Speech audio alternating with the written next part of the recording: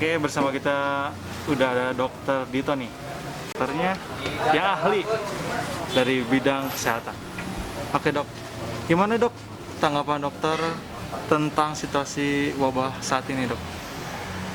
Ya, untuk saat ini memang kita Indonesia kalau dikatakan sudah sampai di tahap mana, bisa dikatakan kita masih belum sampai ke tahap puncak. Jadi kondisi sekarang ini kondisi yang bukan di puncak permasalahan sebenarnya. Meskipun kita lihat tingkat kematian per hari aja, kalau kita lihat update dari status yang diumumkan kementerian gitu kan, sudah di angka 2 digit ya, ratusan per hari itu. Ya betul. Meskipun kita tahu bahwa kondisi realnya itu bisa jadi sangat mungkin di atas dari data tersebut, artinya luar biasa. Tetapi kembali kita belum masuk ke titik puncak ini sebenarnya, sehingga kita harus tetap waspada, tetap harus siapkan mental kita untuk jangka panjang. Kalau kita bicara social distancing juga kita harus siap jangka panjang, nggak hanya bicara tentang sekarang ataupun hari esok. Betul. Mungkin kita harus siap dalam waktu sebulan 2 bulan. Dan yang kita khawatirkan adalah bahwa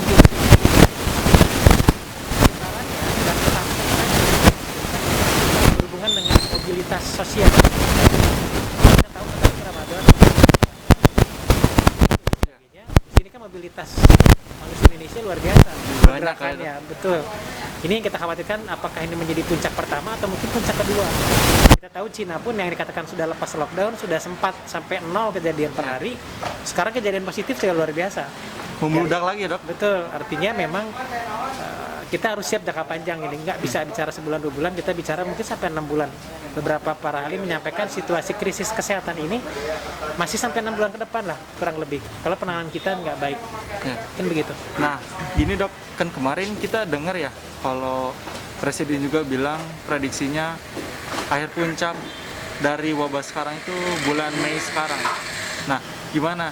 Apa benar? Apa ada kemungkinan bisa lebih jauh gitu dok jangka waktunya? Itu prediksi ya. Cuman tadi bahwa variabelnya banyak banget, variabel yang bisa menentukan kapan sih puncak itu banyak banget. Dan kembali tadi kita nggak bisa, ketika bicara puncak di satu waktu kita nggak bisa memastikan ada puncak kedua nggak nih, atau puncak ketiga nggak nih. Apapun itu sih, tetap tiap hari kita harus anggap tiap hari ini penting gitu. Tiap hari kita harus pastiin semuanya juga berjalan dengan sangat baik. Sehingga kita anggap tiap hari ini menjadi hari yang paling kita serius untuk menanganinya. Seperti itu. Nah dok, sekarang kita balik ke masyarakat ya dok.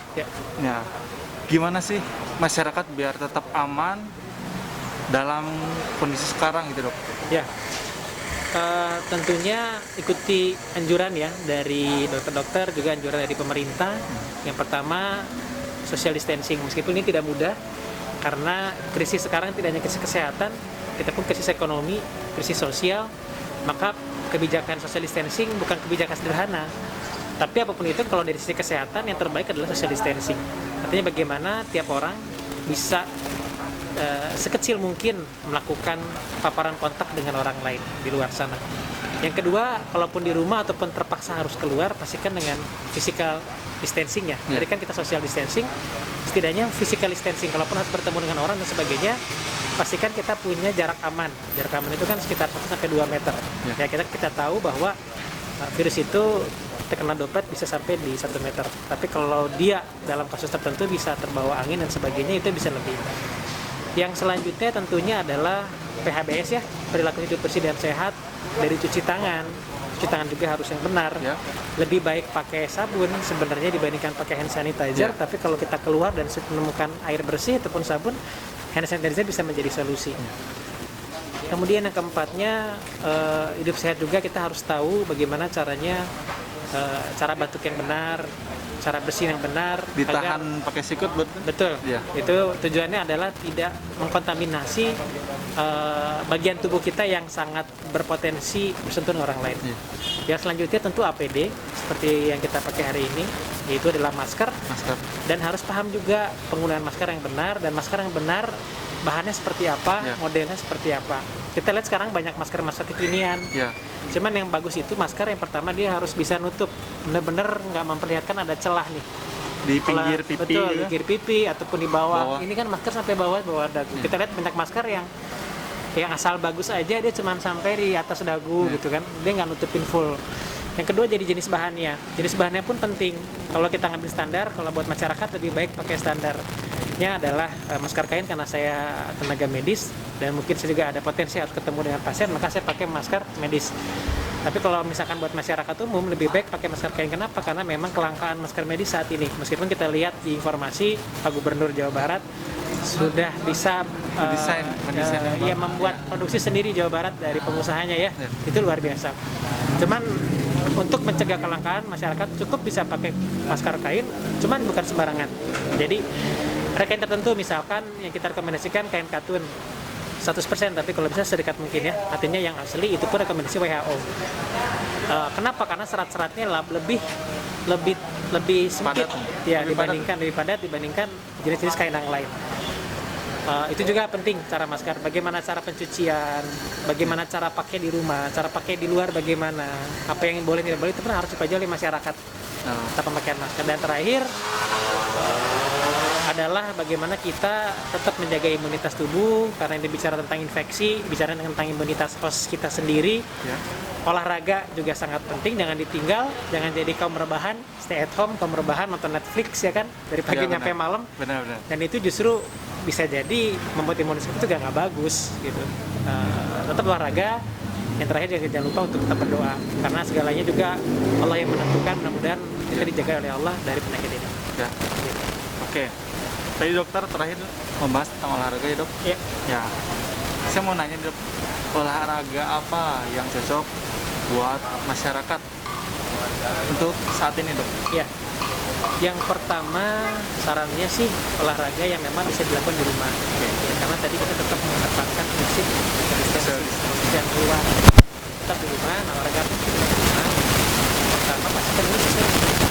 Kalau yang kita biasanya olahraga, maka jangan langsung berat. Ya.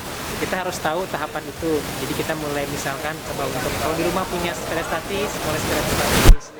Kalau di rumah lapangan halamannya agak luas, mungkin bisa sedikit tadi lari keliling atau pemanasan stretching. Di rumah ada ring basket, misalkan suka main basket, boleh silakan main gitu.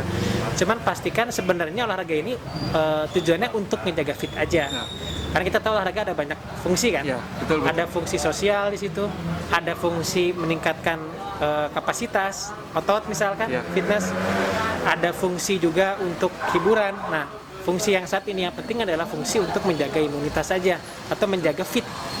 Artinya dengan bergerak, berkeringat sesuai dengan beban standar kita seperti apa, itu udah cukup sih. Dan plus diimbangi dengan kalori ya, makanan yang bergizi, protein juga harus bagus, vitamin jangan lupa.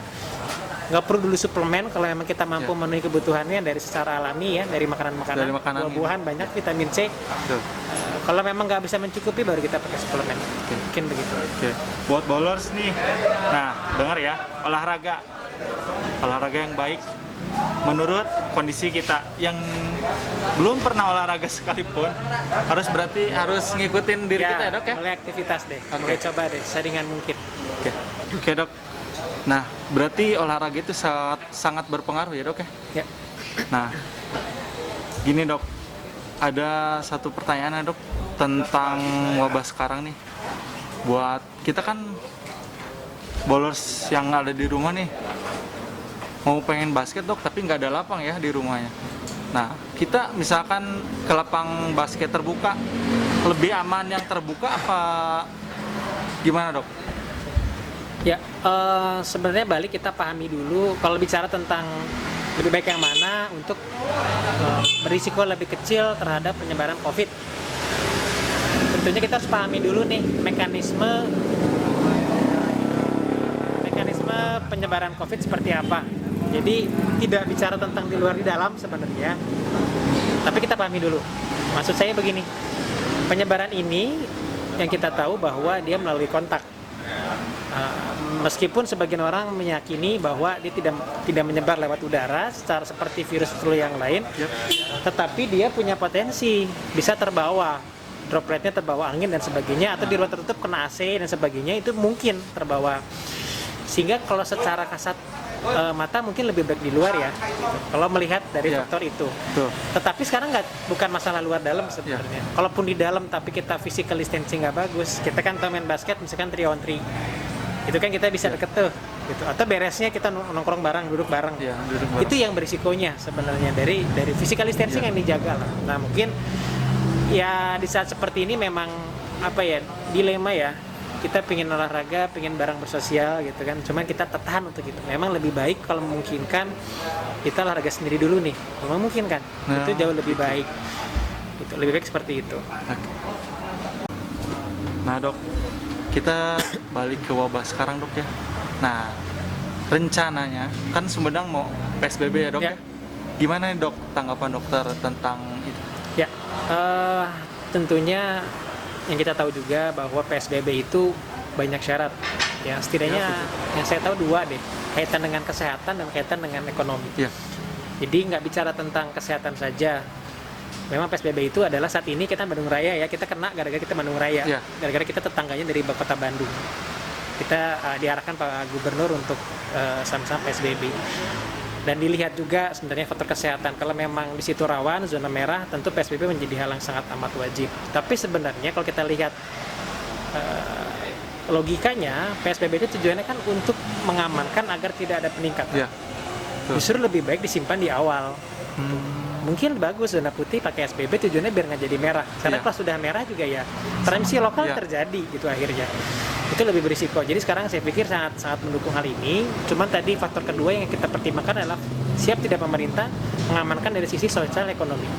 Kita lihat bahwa saat ini pun aturan social distancing sudah dijalankan. Tapi kita lihat kan masyarakat kita dan kan Sumedang, kota Bandung saja yang sudah sangat mengerikan datanya. Orang-orangnya relatif lebih banyak di situ Iya. yang berpendidikan, berkemampuan di kota Bandung. Cuman ternyata masih banyak yang keluar dan beraktivitas di luar gitu. Saya pikir ini tantangan lebih berat lagi di Sumedang. Orang keluar pun kan alasan banyak. Salah satu Iya. juga adalah mencari nafkah. Tuh. Selama nggak dipenuhi kebutuhan mencari nafkah, tentunya juga sangat susah untuk menahan orang-orang ada di rumah. Yang kita tahu bahwa PSBB juga adalah social distancing yang menjadi legal. Kemudian di situ muncul aturan Iya. yang bisa ditegakkan. Jadi bisa ada pidana di situ kalau pelanggaran. Betul. Memang lebih menakutkan gitu. Tapi balik lagi, apakah masyarakat kita siap tidak secara mental dan siap secara sosial ekonomi, itu adalah PR bagi pemerintah sebenarnya dan kita bersama. Bagaimana kita bisa kontribusi juga mengamankan sosial ekonomi di masyarakat agar siap menghadapi PSBB. Oke. Oke ini dok. Terakhir ini dok, pesan dan harapan buat masyarakat nih dok, Ya. terutama masyarakat Sumedang, apa bowlers semua. Oke. Buat teman-teman, yang pertama sabar, kita harus benar sabar karena kita bicara juga ini maraton, kita nggak bicara 1 bulan, Ya. apalagi 1 minggu. Tentu 1 minggu aja kita rebahan di Ya. rumah udah luar biasa boring, tapi kita harus sabar lebih lama. Dan sabar ini nggak cuma kaitan dengan kesehatan, sabar secara ekonomi, sabar secara sosial.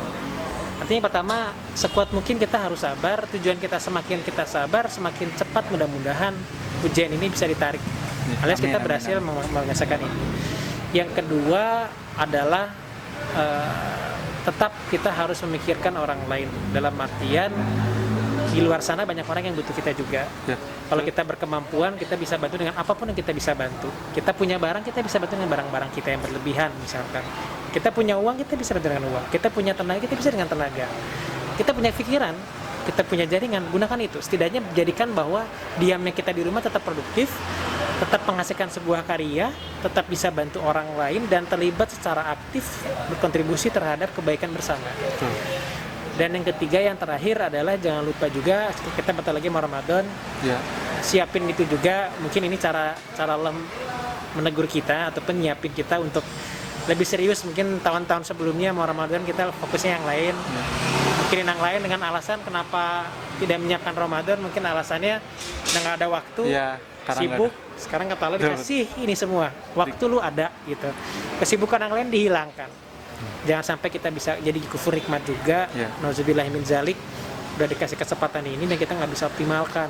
Jadi Betul. yuk buat teman-teman yang muslim, siapkan diri kita untuk di bulan Ramadan ini, penyiapan ibadah kita, mental kita dan sebagainya. Buat teman-teman yang non muslim juga, saudara-saudara kita, mudah-mudahan juga selalu sehat juga dan mendapatkan berkahnya Ramadan ini juga.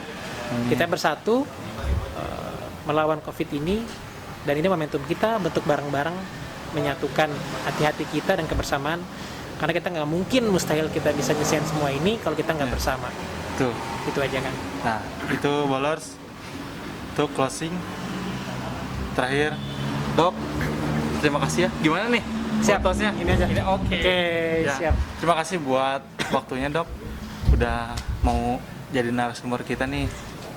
Nah, Bolers, itu pesan dari tim kesehatan Dr. Dito. Nah, selanjutnya tunggu di channel kita selanjutnya, oke? Bye-bye. Ya.